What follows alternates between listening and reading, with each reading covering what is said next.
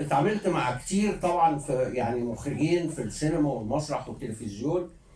انما الحقيقه انه افضل مخرج على الاطلاق، معلش يا ابو خالد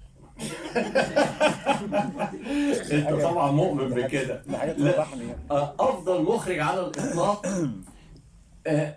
بيتعامل مع الاغنيه في فيلمه او مع الاغاني في فيلمه.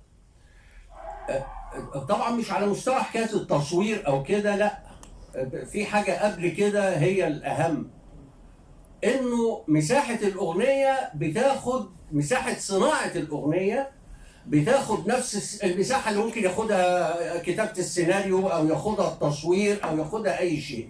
يعني مفيش حاجه اسمها ان الاغنيه تاتي على هامش العمل اثناء ما بنعمل الفيلم. الاغنيه لازم السيناريو يكمل، بعد ما خلاص فول ستوب يتحط على السيناريو.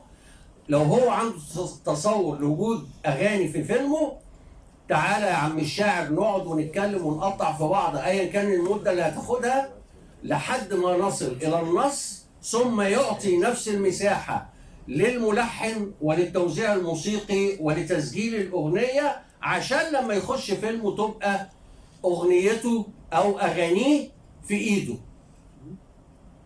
مش انه يعني زي ما بيحصل احيانا يحصل تصوير ويحصل انتهاء من الفيلم وبعدين تعالوا يا جماعه نعمل اغنيه.